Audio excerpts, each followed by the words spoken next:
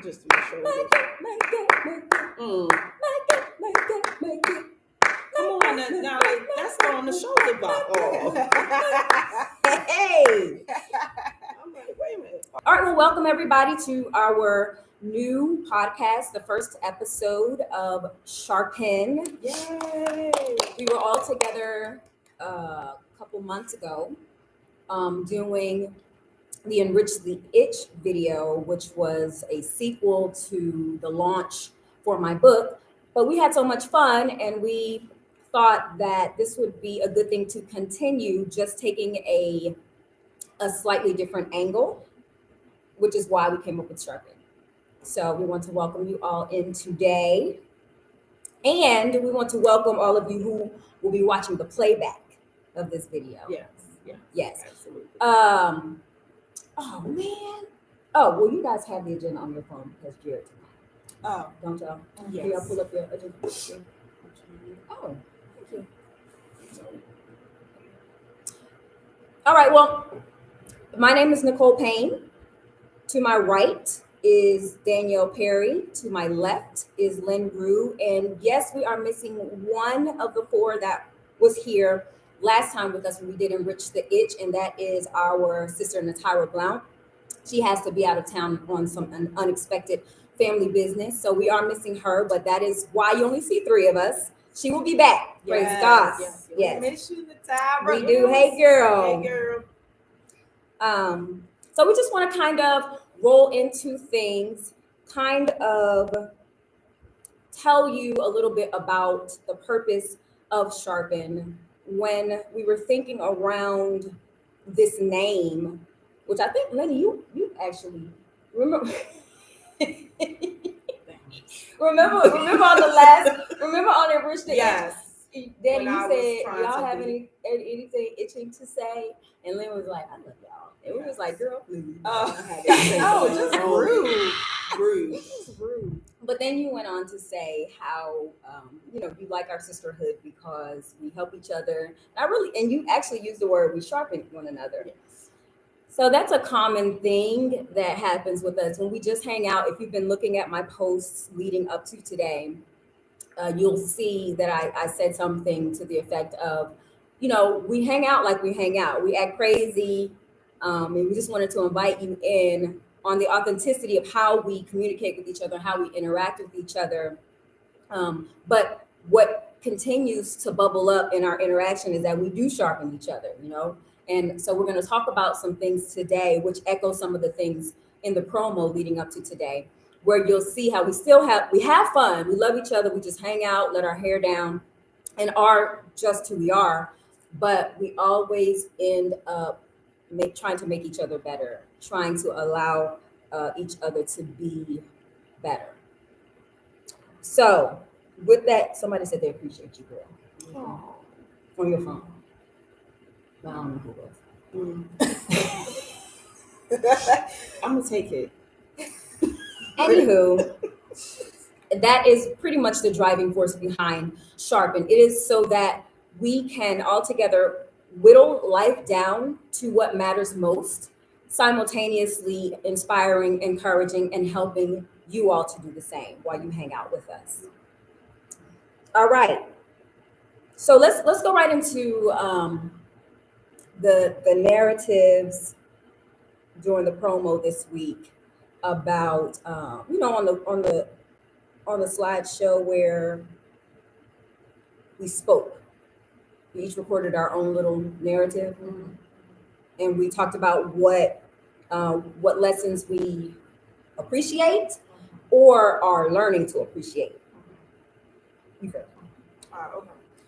So my lesson was learning more about God's grace and mercy. And what I explained in my recording was how too many times I focus on mistakes, sins that I've committed. And God is like, when you do that, you get stuck.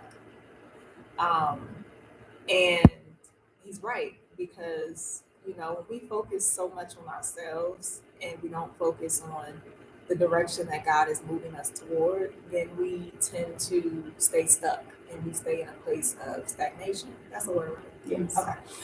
So You know, he's just showing me that my grace truly is sufficient. And a lot of times we hear grace kind of redundantly, right? Mhm. We hear God is full of grace, he's full of mercy, but what does that really mean?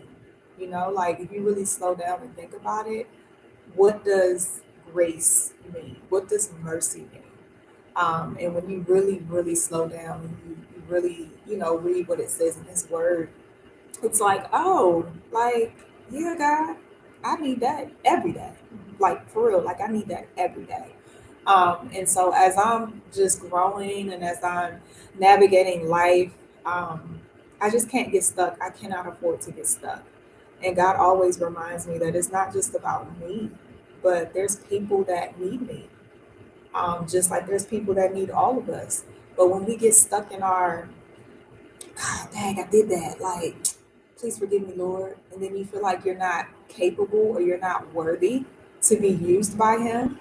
And He's like, can you get up, please, out of your little funk? Because I have assignments for you. And I gave the example with Moses. Moses murdered someone in Egypt 40 years prior to God telling him that he was going to be the deliverer of a people in Egypt. He told him he wanted him to go back to that same place where he murdered someone. But God never mentioned anything about Moses's sin of murder. Like he never said anything about it. He just told him, I have a job, I have a purpose, I have an assignment for you, and that's to be the deliverer of the children of Israel. And he said nothing about murder at all. So how many times are we hindered by um, something that we've done in the past, and God is not even addressing it? He's just like, I just need you to do what I called you to do. And again, it's not just about you, but there's people that God has assigned you to that need what you have, that need what you carry. So I'm learning more about God's grace, that it truly is sufficient. His mercy is truly just new. He has brand new mercies every single day. And that's where I really try to make sure that that my focus is there on His grace and on His mercy, because people need what I have just like I need what someone else has. So that's my little tidbit. All right.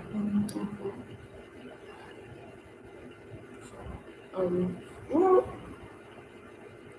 I'm thinking because when you say stagnation, then are you really operating at your optimum level? You know what I'm saying? Oh yeah. So if you're like focused in on this mistake from yesterday or like last year or 5 years ago or whatever like that, then you're not allowing God to use you at your optimum level. That's right. And there may be something that, for example, if I need, well, I do need you because, you know, that's why we do the monthly meetings. You need. Oh, Lord. Anyway. So I need you, right, to be able to be at your optimum level when I need that sharpening. You know what I'm saying? And if you're focused on something you did before you got married in college, you know, then you're not at your optimum level to really, really sharpen me like I need to be sharpened. You see what I'm saying? So we just can't be stuck in that. We have to be reminded that, yeah, it's new every morning. So God's not on yesterday because today is a new day. And but we also have to think about the fact that the enemy is at his job. He's going to do it because that's his job. And he's the accuser of the brethren. So he's going to be accusing you, well, you know, you were rude to Jared. Remember what you did? Yeah, you know, you didn't fix his lunch. You know, little Susie Q around the corner, you know, been talking about, she might, oh, I'm gonna bring lunch, you know. Isn't that a dessert? A little Debbie snack? No, and that hostess, Susie Q. Okay, I got you. I think it's chocolate. It is with the cream, but come on now. Anyway, you know, maybe Susie Q's waiting around the corner because she waiting around the corner make lunch. with her little salad or she might be trying to juice too, so she might be trying to bring a juice and ask Jared, does you want some juice here? But still, it's a new grace. So it's new grace and new mercies every morning, and keep in mind too that because Jesus ascended back into heaven, he's sitting at the right throne of God making intercessory prayer for us. So it's no need for us to be sitting here stuck on yesterday, 2 years ago.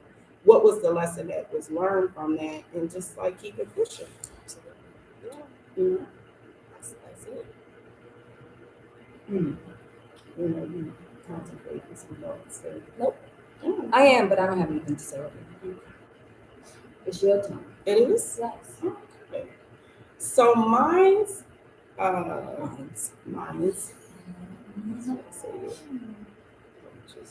mine was on rest and just resting in God and knowing that I don't have to be in control of the situation. And mine's. That jersey. It is. It's related to my children because I am the parent of 5 adult children now. That's just a whole nother ball game in itself. And my youngest daughter just turned 21. So for me, yes, I have several. Stop interrupting exactly. her. Excuse me. This is how we do stuff. And y'all know if we were sitting at a restaurant, we were sitting at Richardson Farms. Exactly. It would be just like this. It would be. Onward. She's gonna lose her train of thought. No, I'm not. So anyway, I have several daughters because I am a teacher. However, my biological daughter, I only have one. She just turned 21. And it's just a different place now because they are exercising their ability to be grown. And a lot of it is, it's hard because some of the choices that they are making, that's their response. Like, I'm grown, or I'm an adult, in particular when they are with their walk in Christ.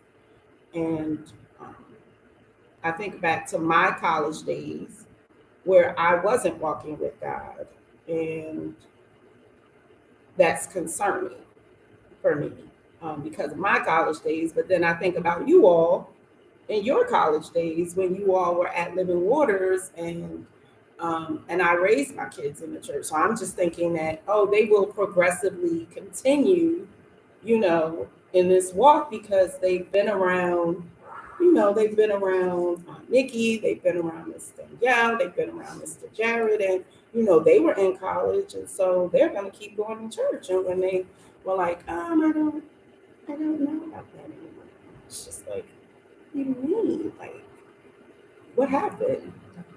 Sunday is the day. Like, what is going on? So, and just that right there sometimes can be a scary place when you're like, what's feeding you? What are you feeding on? Who is surrounding you? Who's holding you accountable now? And those kinds of things. And so I have to rest in God and say, hey, okay, like, there's days where he's just like, okay, I got it. I need you to go sit down somewhere. And not resting basically is an unbelief. I said this on the drive in here today, that not resting is still trying to attempt to maneuver, manipulate, swing this way, swing that way. Ultimately, it's saying that I don't believe that God can fix this situation, bring them back or cover them or shield them as they're going out there and doing that. And as we learned yesterday, unbelief isn't the lack of comprehension, it's the unwillingness to trust. Yeah, absolutely. It really is. It's the unwillingness to trust God and say, you know what, you got this. You can handle that. And, okay, you love them more than me. you got it. And so I have to do that on a daily basis. Yeah. I think where we were though, or let me speak for myself in college, right? Because you were saying how you were thinking about us and living waters and everything. I didn't go to church pretty much all throughout high school. But I grew up in the church. That's just a whole story within itself. But I grew up in the church, didn't really go to church all throughout high school. When I got to college, I was like, I think I'm gonna actually explore and experiment a little bit because I was never the kind of person to go to parties and different things. But I told myself I was gonna do that when I got to college. That you were gonna party and stuff. Or try to But I went to choir rehearsal because I was interested in the choir, and God just showed up and took over, and I was just like, well, this won't be going to the club. And I had friends who were already attending Living Waters, and that's how I was introduced to Living Waters. So I'm saying that to say our stories are different. You know what I mean? Like with your children, maybe they felt like, I just want to see what life is like without going to church, right? Whereas with me, I had been out of church for so long that I was like, I know what I said I came to college to do, but I know where I belong, for real, for real. And I was ready to get back into that. You know what I mean? So I think our lives are just different, and your children are in a place of just really trying to find out who they are. And then on top of that, who they are in God or who God is to them. So, like we said in our prior, talks, just be encouraged. And like you said, just continue to rest in God and know that He's got them, because none of your work is in vain. You and Dante's work is not in vain with your children. So, and you have others that are praying for them. So they'll be fine. But yeah, we all have our own, we got a path story. So I was raised in the church too. I remember going to church with my mom after my parents divorced. So I was going to church with her because I lived with her. So I was going to church with her on a more regular basis every Sunday. And I remember her, being intentional about teaching me about Jesus and holding me accountable, teaching me about why it's important to make these kinds of decisions. I felt like she would get on my nerves, because I wanted to do my own thing. If I rolled my eyes real hard, or if I had an attitude, she would call attention to that. So she got on my nerves because I was a child trying to do whatever I wanted to do, in the heat of the moment or what have you. And then, when I would be with my dad, I would go to church with him. And then when I moved with my dad, he and I were going to church every Sunday as well. So I was consistently in the church as a child, just all the way through high school. That is not to say that I was perfect, because I remember at the age of 15, I lost my natural mind doing things, sneaking out of the house once. And like that stuff I only saw on TV. You know what I mean? But that adolescent brain, I remember one of my former students' mothers used to always say that, Miss Payne, that adolescent brain. Woo, that thing was firing off at 15. I just lost my natural mind. Just making decisions I wasn't supposed to make. And I knew better. I was not raised to make. You understand? And it was as if I was watching myself make these decisions, knowing better. That I shouldn't have done it. Yeah, I mean, just real quick. I think that's the other thing. A lot of times when we're around that age, like, teenage to early 20s or mid 20s, whatever. Well, yeah, maybe mid 20s even. I think a lot of times we know we're not supposed to be doing certain things, but we just do them anyway. You know what I mean? That's all. So stupid, though. I look back now and I'm thinking, girl, you were so stupid. I know exactly what you mean. But when I got to college, I remember I went to the club 3 times. My roommate and I went to the club. Well, yeah, we went to the club together. Went to the club 3 times. The third time I was like, this is old already. And like you said, because I know what I know. I know whose I am. And I know that sounds cliche-ish, but I knew that I was different because I had Christ. Not because I was perfect, but because I had Christ. And so after that scene got too wild for me that night, this grown man picked me up off the floor. I had no control. You know what I mean? While dancing, picked me up off the grown man. He wasn't a boy. You understand? How old were you? I was 18. You were a freshman. I was a freshman. Ooh, you were Yes. And I was like, oh no. And then it was so hot in there.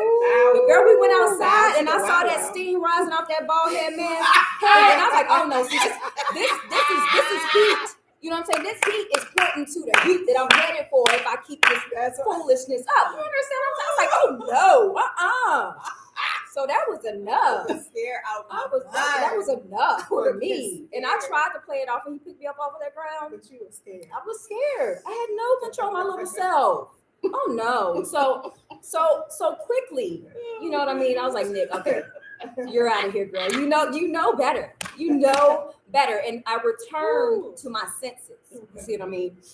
Now again, I still wasn't perfect after that, but I was trying to be intentional, surrounding myself with Christian ministries on campus, getting involved in that. And then I came to Living Waters, and my world was changed forever as far as, oh, I can know God like this. You know what I mean? So that's my story, and I never stopped since.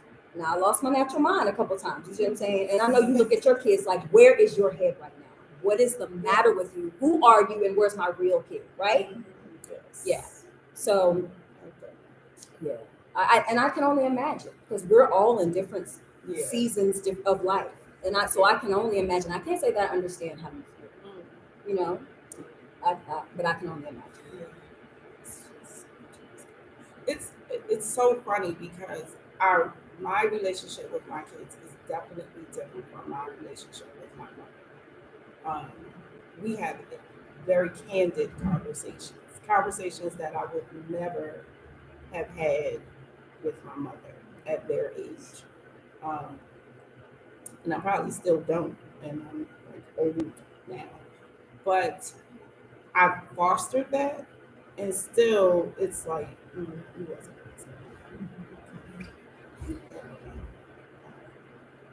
It's again, I just have to, at this point, I'm just resting. They're working, and I have to remember prayers too that have been answered. Yes. My prayer was that none of them, they're not in jail. I know we say that, but none of them have records. None of them have children. Those kinds of things. Like they're not out here, like they're not alcoholics. They haven't gone in the ways of my uncles or some of our cousins. So you have to settle in and take baby steps. But that's why settle in and take baby steps. That they're still trying to work it out.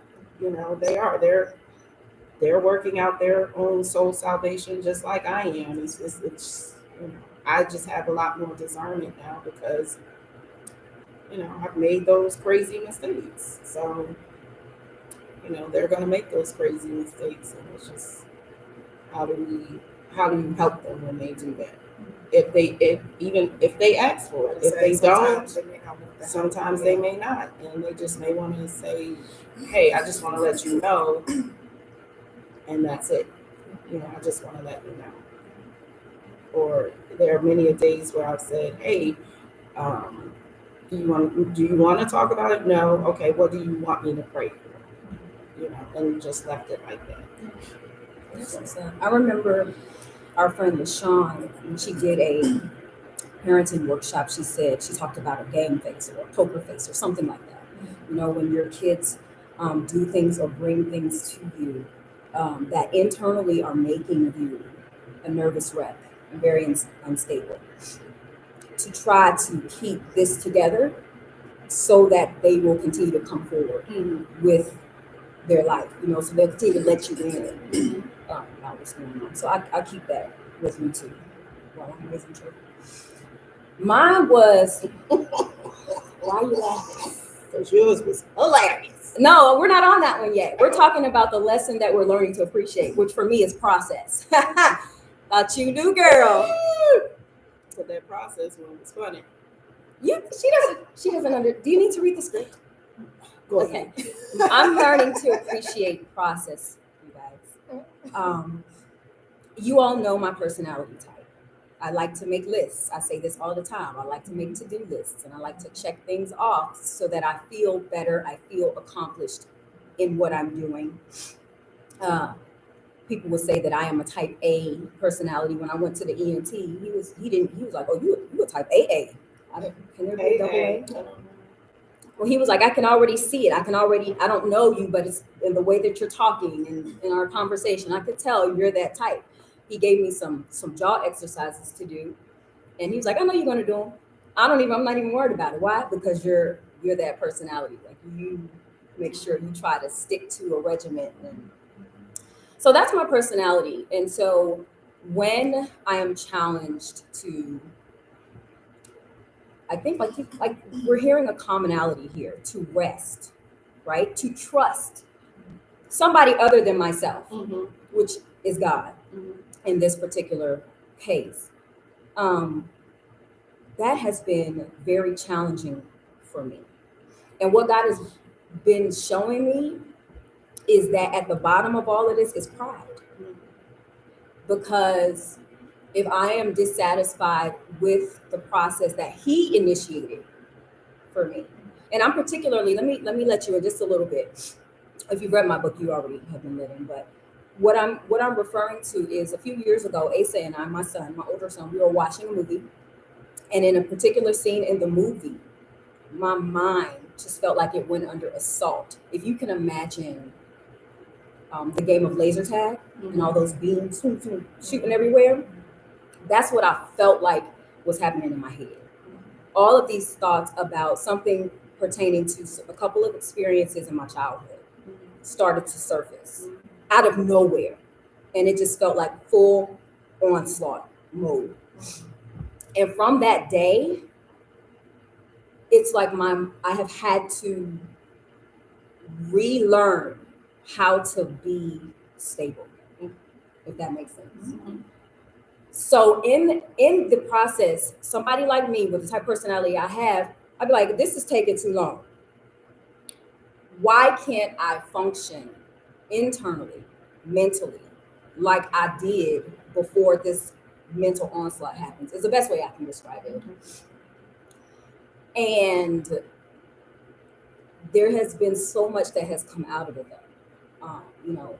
The business, the book, things like this podcast, things in ministry, things that God is teaching me, ways that He's helping me to help other people who may be going through some of the same things or similar experiences. At any rate, it's almost it took me into a wilderness season, and we know in a wilderness there is no luxury. You either survive or you don't in a wilderness, and that is what I felt like I was thrown into with no warning. But in the wilderness, you learn. If you survive, you learn what you had all along within. You know what I mean? And in this case, God gave it to me. God created me in this way that I didn't know. He showed me. He exposed the strengths that I did not know were there, but they only were exposed because I chose to lean into Him. I chose to do my best to try and rest in Him, to try to depend on His grace and mercy, not keep my eyes locked on who I thought I was, how I thought I saw myself before this happened to me. And it happened after I had become a wife, after I had become a mom. I could not subtract myself from those scenarios, from those roles anymore, to kind of draw in and shut life down so that I could get myself together. No, ma'am, no, sir. But what this has taught me is, girl, remember, He started this process for in your life. And if He started this process, then I'm going to be bold enough, depending on him, of course, but I'm going to be bold enough to see it through. I really can't go back. No, you can't. I can't. You know, there's an alternative, but for me, there really isn't. Right. You see what I mean? So I'm learning to appreciate process and the beauty in, like we were talking about before, the master that he is with mess, messy situations, messy processes. You know what I mean? Tearing down that pride within me. Just like the other night when I sent y'all a text, I was like, hey y'all, can y'all pray for me? Like I'm feeling a little bit emotionally unstable right now. You know, and the pride in me didn't want to do that. You know, because I'm Nikki, right? I'm Elder Nikki. I'm a mom. I'm a wife. I taught for 15 years. Like I have been put over people. People are looking to me for answers in some extent. But I gotta lean on my friends to, you know what I mean, to pray for me because I don't feel strong right now. So, but I'm appreciating that. You know what I mean? Especially in this time when the world is what it is. And the church has to actually be the church, but we gotta, I don't want to say we gotta look different, but our strategies gotta be different. Exactly. You know what I mean? In this day and time. I was looking at something like a filter I was looking at a filter on my phone trying to get the promos together. And there was like this filter that said something, it had like a person on there, but the person, it was like a woman's face with a mustache, and it was like divided in half, and the one side was like long hair, and the other side was like short hair, so it's supposed to reflect a woman and a man. You know what I'm saying? And when we're seeing freakish looking stuff like that today, our strategies can't be the same as the church. So I believe in me, like God has had to break me down. Break me down so that I can have compassion for people who look strange like that. You know what I'm saying? I can have compassion for you know, the girl who got her butt cheeks out. You know what I'm saying? Because when I was 15, lost my natural mind, I was wearing the Dukes too. You understand what I mean? Or the boy who's walking by smelling like weed with his pants down to his knees. Like I don't look at people the same. Because I know that without God, I probably would be crazy. You know what I'm saying? I'd be walking around shooting off at the mouth 1 minute, joyful the next minute, afraid the next minute, like living that out. So he's teaching me, and I'm learning to appreciate the process, which is killing my pride. That was good.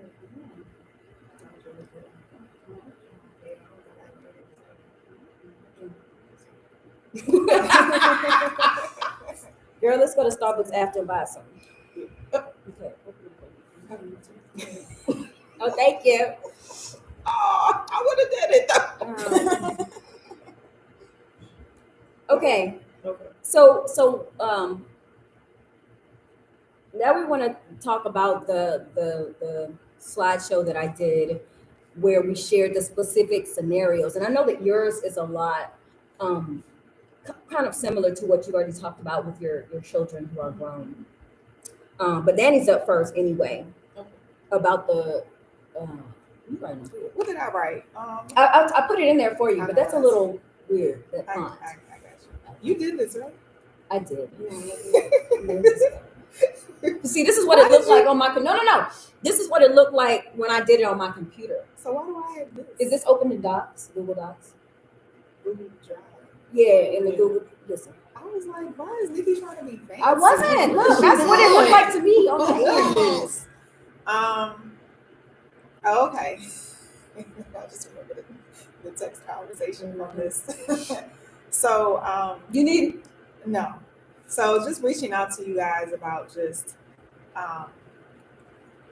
just family stuff.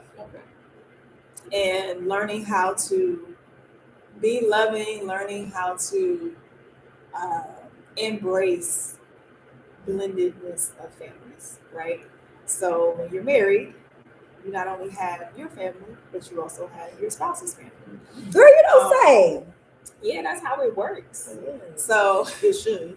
it should, right? So, just the importance, we were talking about the importance of boundaries being set, how we have to be, as we're loving on our in-laws or our in-loves, learning that within our love walk with them, because they are our family now, there still are boundaries that should be set, just like with our own families.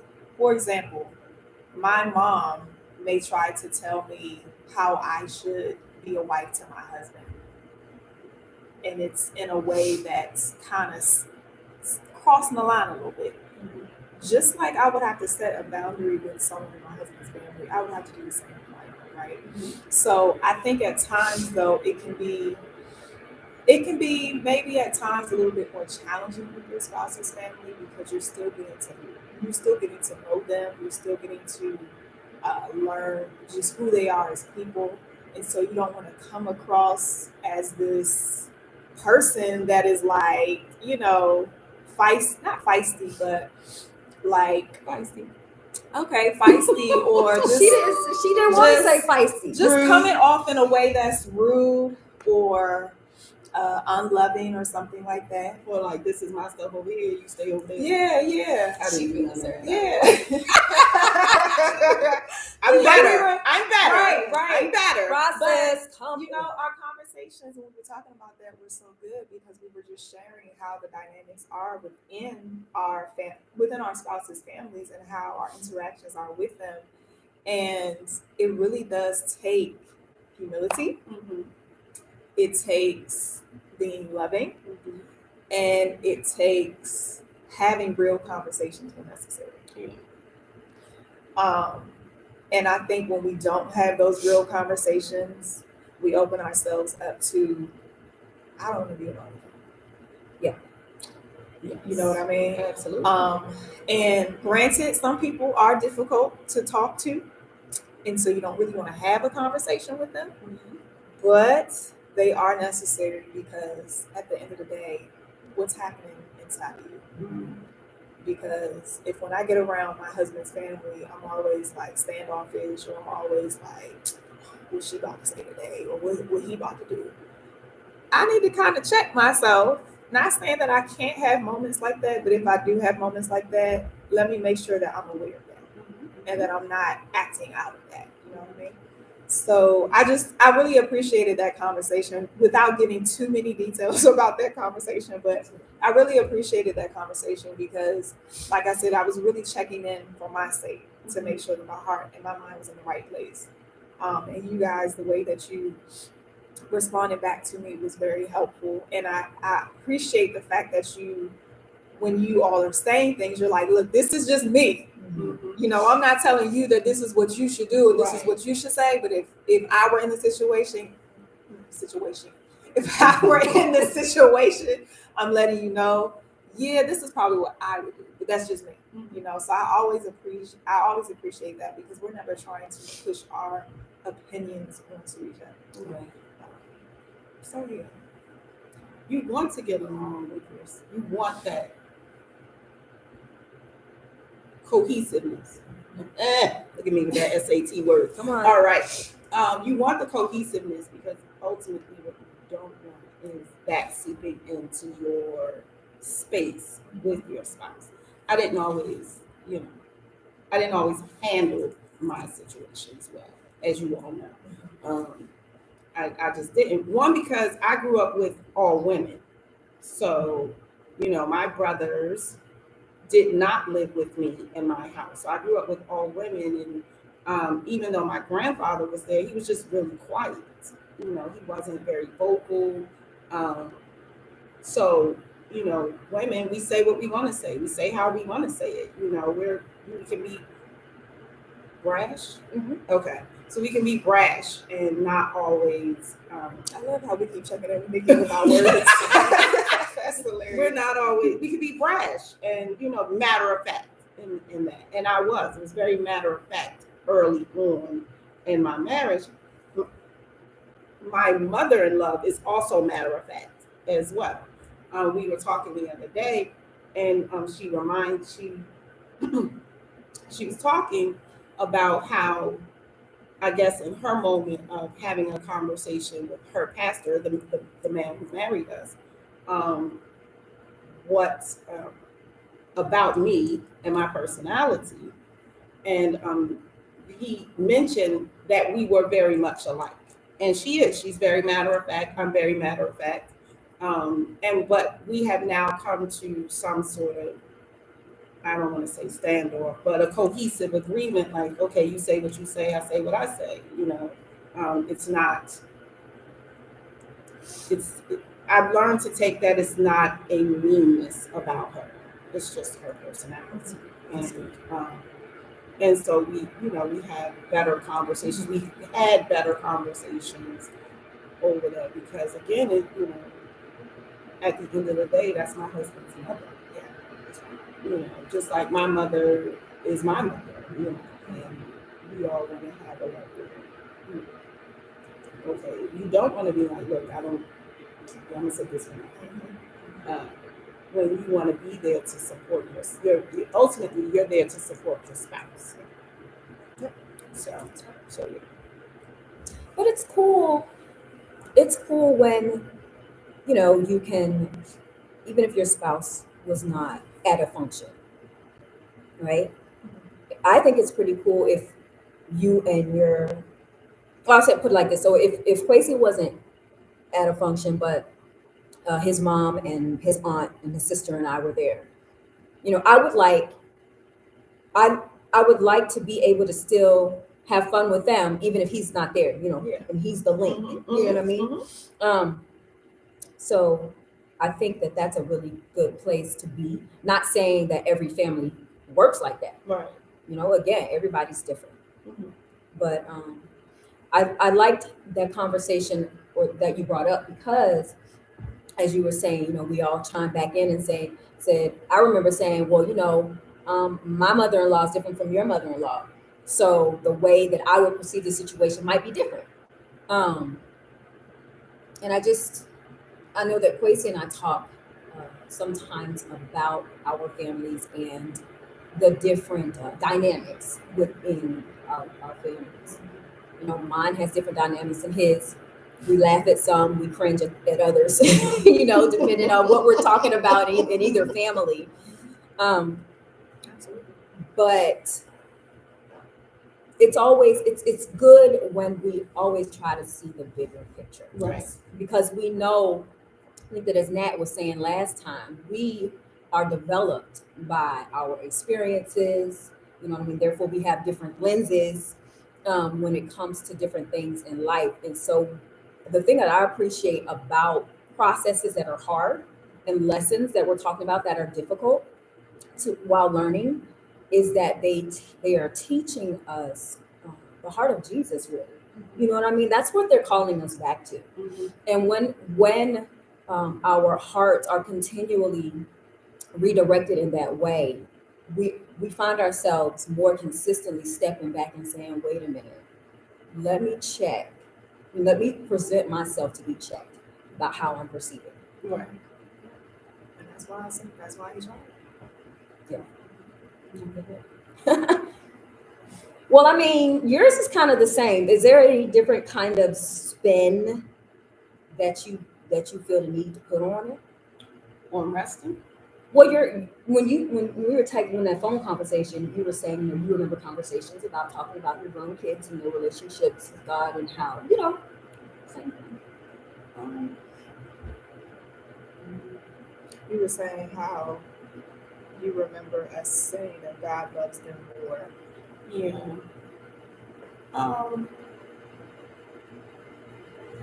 I think he does. And that's, I love my kids a lot and they know that. They are constantly saying, you just need to calm down. They constantly, you gotta calm down. Christian asked you, are you okay? Yeah, Christian will say that. Christian and Sydney will ask me that question all the time. Are you okay? Yeah. All the time. Like it's something wrong with me. After you just did something real crazy. I don't know. I think they like you all said, they want to be able to explore and figure life out for themselves because for a long time I've navigated a lot. You know, I've navigated so much of their lives. Or, you know, I think you should do this. Like school now for Christian and Sydney in particular. Um, they knew. I told them very early college wasn't an option. Like everybody had to go to college. And even Justin tried college. Like, let's see what it's going to look like for you first. You did. Wasn't nobody over there? No. I thought you heard it. I heard it, but they didn't. Okay. Well, I was saying that for y'all. Who No, cares nobody about my cares, resting right Because now? I just Though? try to be like, I'm just saying. what's wrong with you, Daddy? Justin tried college. Come on, Justin tried college. Thank you for I'm sorry. keeping us on track. Am I too close to you? Or are you all leaning over here? I'm leaning over here. Oh, no. Timber still said I'm just saying, there's more space. It don't between me and matter. David and I'm you trying and to me. rest. I'm resting right now because thank you. So even with college, they knew that they had to go to college. And with when Juwan and Taiwan, when they talked about not going to school, I think I'm not going to go out. I think I'm going to sit out a semester. I always had conversations with them like, no, I sent you there and you coming out with something that you didn't come out. I didn't send you there to come out empty-handed. But when it came to Christian and Sydney, it was really, it was a lot harder, and it still is. It's not that you going to school and it's like, oh, you going to school? Oh, I think I'm gonna stop. Oh, you're going to school. Well, why are we doing this? It's more of a push pull, and even in that, like I said, Elder Blackwell prophesied that Sydney was going to go to school and her school was going to be paid for. So when Sydney said she wasn't going back to college, it was like, what do you mean? Like, you actually got the better grades than everybody else. Like, you got the A's and B's. Your brothers, it was questionable. Like Denise on the pastor show. Exactly. Like, what do you mean? She got A's in high school, but she.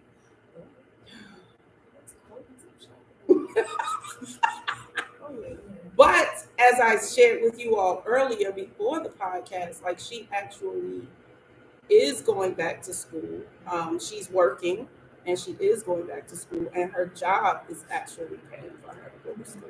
And with God saying, like when I thought about it, and he was like, see, you just, sit down, like I told you to, and rest. Look, she's working and her job is paid. So school is still paid for. And she likes what she's doing. And she likes what she loves. She loves That's good. That's really good. So you have to learn to just listen. Like you were saying, like all we were saying earlier, like just listen. When has God failed us? Right. Right. I always say, it's his methodology. Like, it's like, I wouldn't have chose that. Mm-hmm. That's not how I would have did it. Mm-hmm.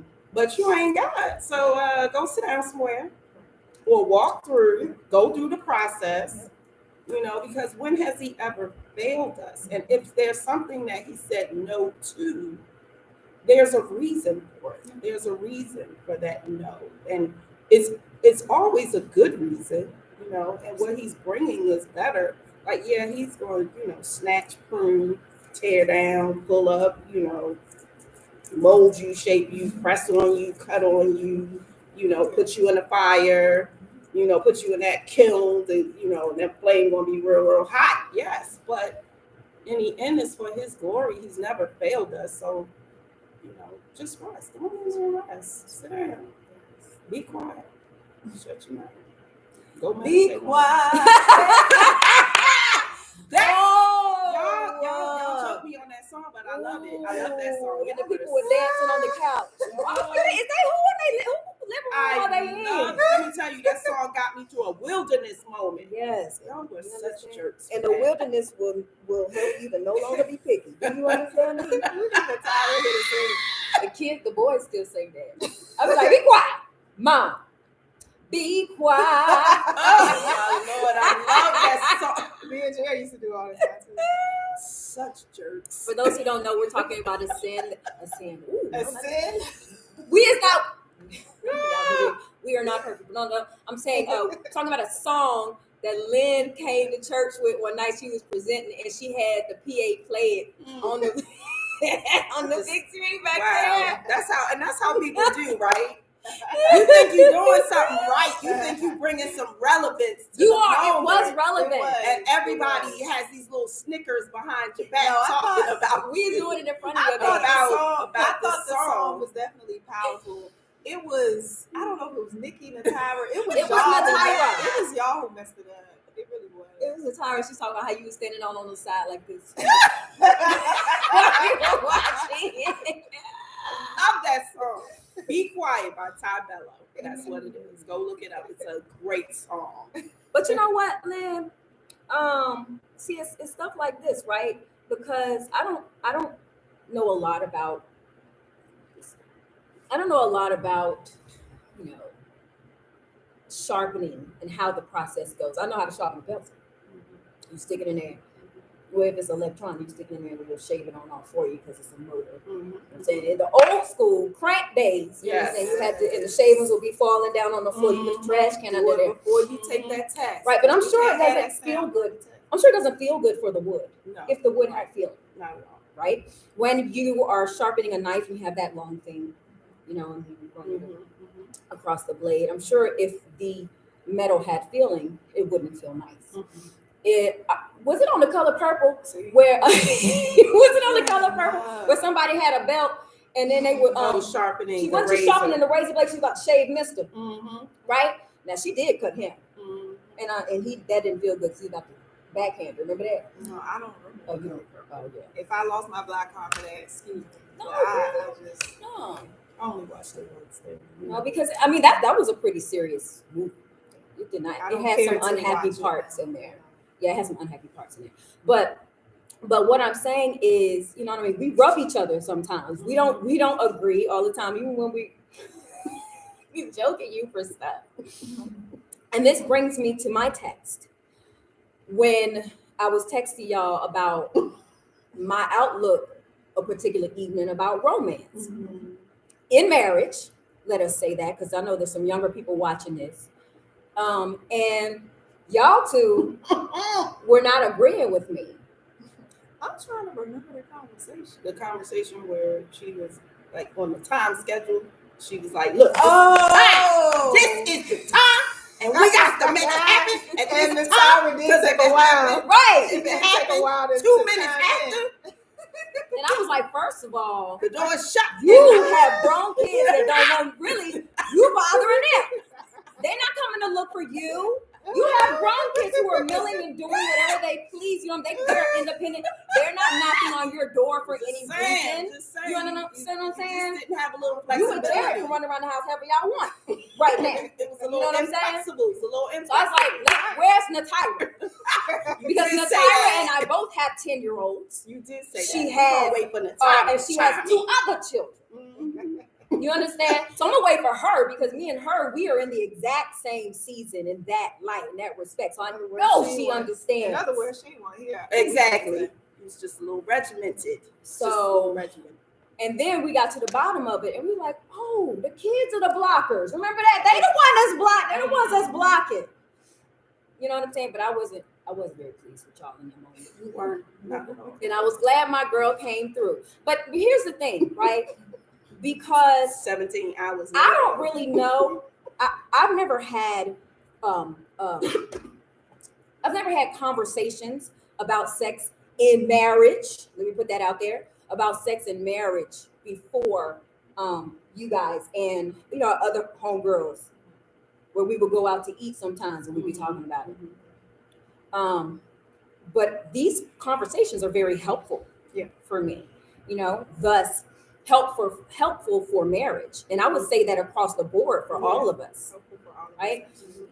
And I really appreciate them because, and I've heard a lot of Christians say this, I went from being married, I went from being single and being told not to have sex, not to have sex, not to have sex. You better not be doing that. Mhm. To now being married, and now you can, and now it's great, and now it has its purpose, but I didn't really, but now I don't know what to do. Or now I don't know how to see it. Right. Or now I am conflicted because I felt like I didn't have a There was no crossing in-between. guard. You know what I mean? To get from A this crossing side guard. to this side. You know what I'm saying? I didn't have, and I understand the analogy. yeah, I just feel like, and I hope that as a body, you know what I'm saying, as the church, as Christians, she, I'm just thinking like the person with the crossing guard, the Onward. lady with the Right, arms onward. back, yes, crossing you across the street. it's a sorry. metaphor. Okay, I got it. Okay, go ahead. That's what I'm talking about. I know what you're saying.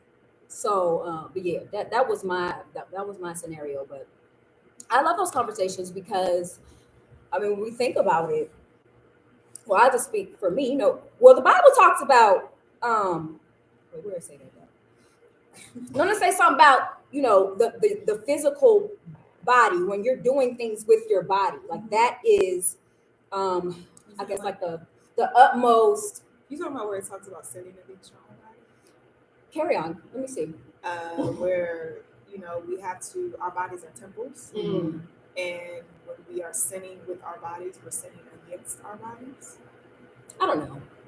Okay, Maybe. just keep explaining what you're. Well, what I'm saying is, you know, being intimate in marriage for me has been the most.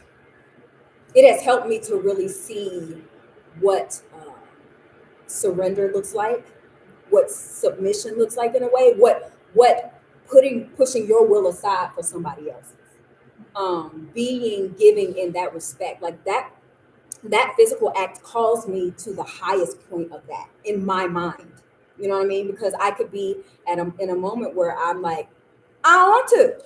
Oh, so you're pretty much talking about the scripture, your body ain't yours. Just Okay, yours. well, maybe. Yeah, your body ain't Maybe, yours. maybe so. That Your wasn't in my body is head. not your own. Your body's not your own. Yeah, but what that does, you guys, is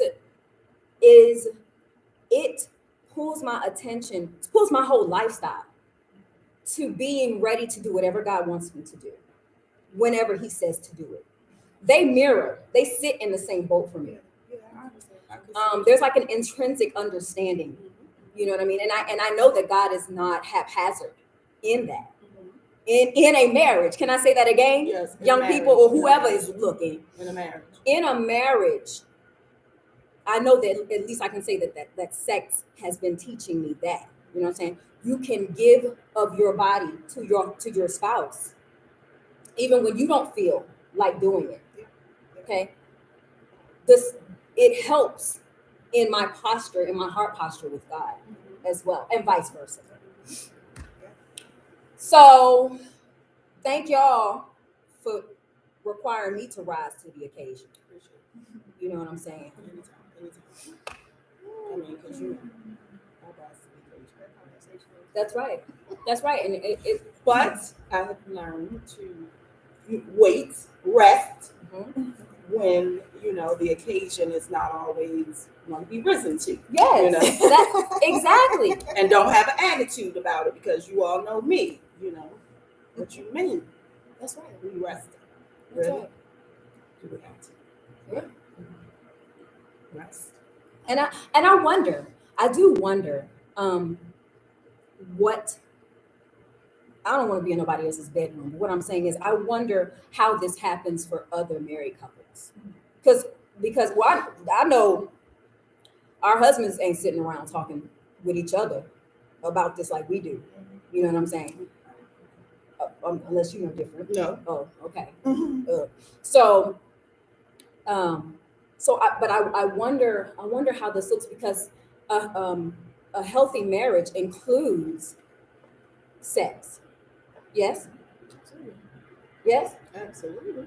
So I just wonder about the overall health of marriages, because you know we have a lot of different areas in marriage, different levels of communication, finances, child rearing, um, whatever, our normal culture in our home, what we think is important, what we give time to, right? And I know that God wants his people healthy, Mhm. right? He created us to be such, and then we fell, but he still provided a way back to him. Mhm. So we still have all that we need to be able to live a godly life, like the Bible says. He gives us everything that we need to live the way he wants us to live. So I really just pray that on all fronts, you know what I'm saying? All fronts, that we do what we're supposed to do in our fragility, in our emotional moments, and in being imperfect. That we always try to be available vessels, willing vessels, because he's God and we're not. Well, sanity is in the surrender. Because you don't. I don't know why I'm stuck on that though. I really don't. But it is like it's in the.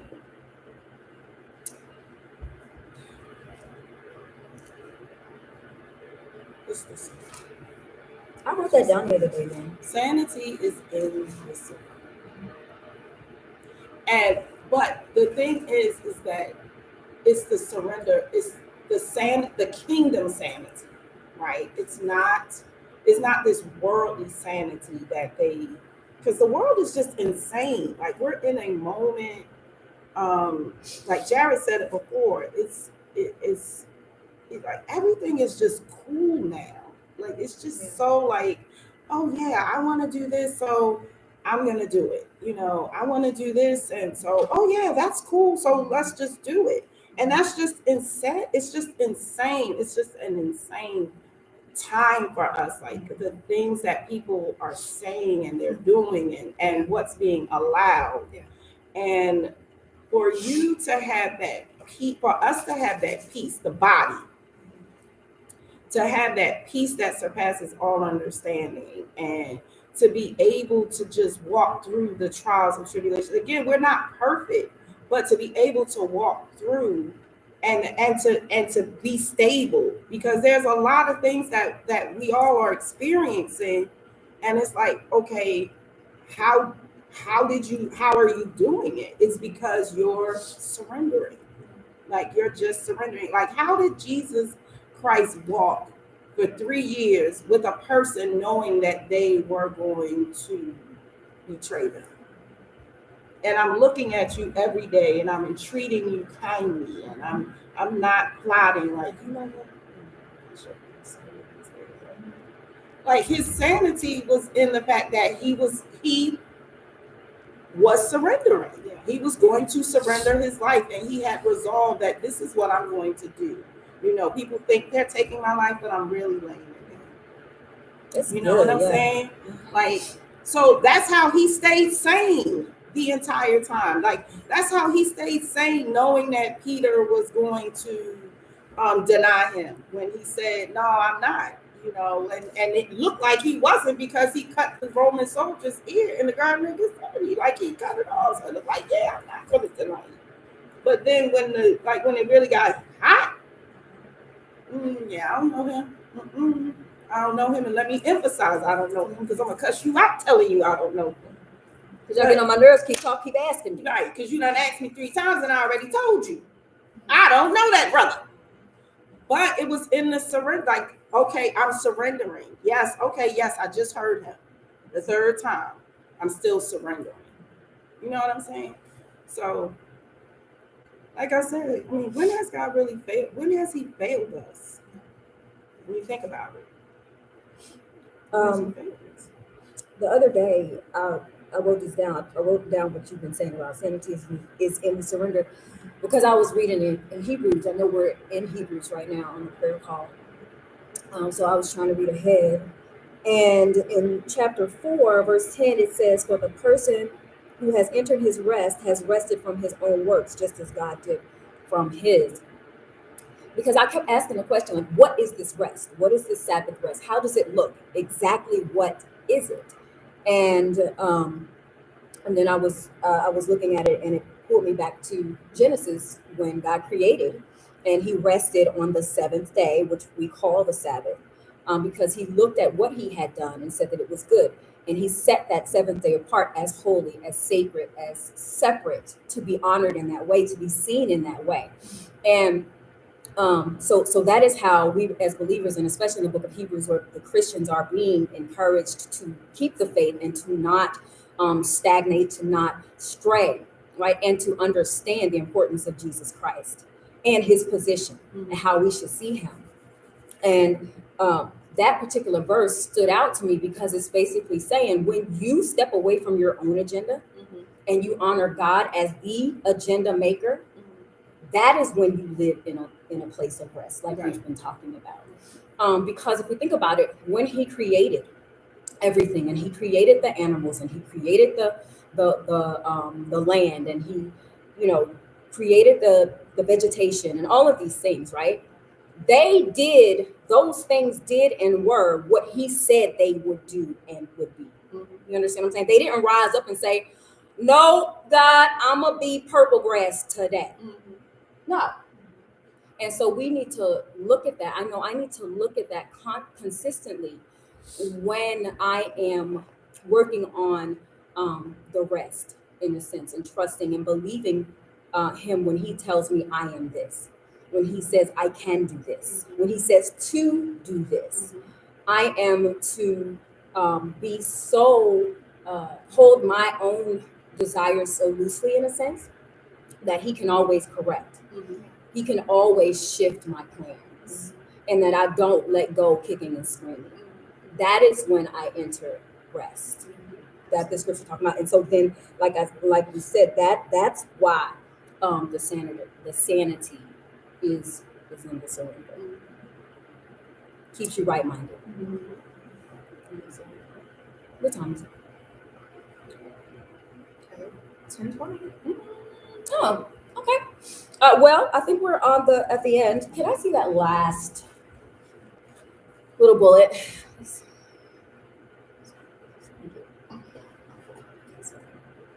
It's so everybody, as I said at the beginning of this episode, which you can clearly see behind us, it is called Sharpen.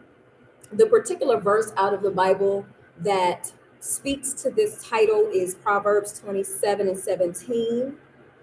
And it says that iron sharpens iron and one person sharpens another, pretty much. And that is what we find when the four of us, and that's not here, but when the four of us hang out together, is that we are our authentic selves, and we are who we are, we be how we be. But when everything is whittled down, we always find at the bottom of it all that we are sharpening each other. We are allowing all of our love for God to make us really rich, in a sense of we are presenting and becoming our best selves, who He created us to be, and we're shedding what needs to be shed. We're dropping mindsets that need to be dropped, and we're strengthened for it. And so we hope that as we do this every other month, that you guys hang out with us, so that as we whittle life down to what matters most, you will be encouraged and inspired and helped to do the same. So we thank y'all for being with us. Y'all want to say anything else? That you love us, girl? No, I'm not saying that. Thank you for allowing me to be a part of it. Girl, yes. We're going to do this. Today was fun, but it wasn't the same because Tyra wasn't here. So we miss you, Nat. We do, girl. We're praying for you and hoping that you have a great time where you are. Yes. Know that the Lord is with you and your sisters. Yes. We're looking forward to a Starbucks. Yes. Well, Lynn's taking us today after we leave, but we'll have another one. Absolutely. We do love you, Nat, though. We love you, girl. And I was just going to say, Danny's the ultimate encourager. Don't you always find that when you say something, she's always coming back with, well, be encouraged because God is who He is, and I'm not like I'm That's trying to because do I'm your like, voice, sound like but you are you always. It's very genuine. It's very genuine in you, and I appreciate it. Bye, y'all.